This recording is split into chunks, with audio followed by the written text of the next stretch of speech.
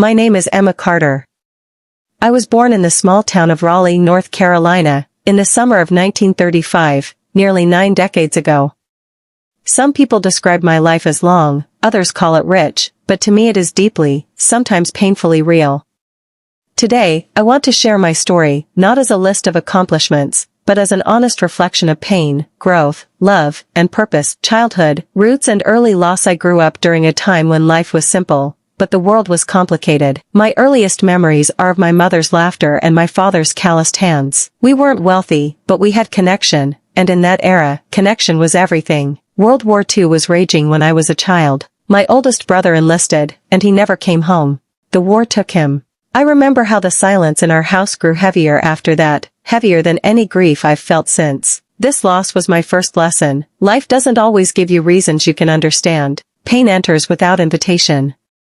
Young adulthood, love, ambition, and war ending. By the time I was in my 20s, the world had changed dramatically. The war was over, but new challenges had taken its place: economic uncertainty, social transformation, and cultural shifts that pushed boundaries and reshaped expectations. I met my first husband, Jack, at a college dance. He was tall, with dark hair and gentle eyes. We fell in love quickly. Unlike the abruptness of war's loss, love swept in like a tidal wave, overwhelming, exhilarating, terrifying. We married, and soon I was pregnant with our first child. Happiness rushed in, but it was fragile. Jack was killed in a car accident before our son, Michael, was born. I was grieving and pregnant, a combination I never knew human hearts could withstand. I learned then that love and pain are entwined. You cannot have one without risking the other. Motherhood, love without measure. Despite everything, I raised Michael with the help of my family. Motherhood was both my greatest joy and my most profound challenge. I watched him take his first steps, heard his first laughter, and cried when he left for college. He became a physicist, brilliant, dedicated, and kind, everything I had hoped the world would become through him. But life, again, reminded me that joy is never permanent. When Michael was 50, he died of a sudden heart attack. This was a pain I could never have imagined. Once again, I was left with love that had no body attached to it. I discovered that grief doesn't vanish, it becomes a part of you, like an old scar. Work and purpose, a life beyond loss. After Michael's death, I had a choice: sink into sorrow or build something that honored his memory. I chose the latter. I became a counselor for young adults dealing with grief. I founded support groups, wrote articles, and spoke at community centers. Not as an expert, but as someone who had lived through profound loss. In those years, I learned that pain can be a teacher. But pain is only useful if you let it open your heart rather than close it. Every person I met who was hurting helped me understand that empathy, the ability to feel another's suffering, is the most transformative force in this world. Aging, a journey of acceptance. Turning 70 was less dramatic than I expected. Turning 80 was even less so. But reaching 90, that was a milestone I never fully believed I would see. I saw friends leave, families change, and the world transform in ways I couldn't have imagined as a child. My body became frailer. My hearing diminished. I could no longer dance or run, even walking required effort. But my mind stayed sharp, and I noticed something beautiful: aging brings clarity. With time, trivial worries fade.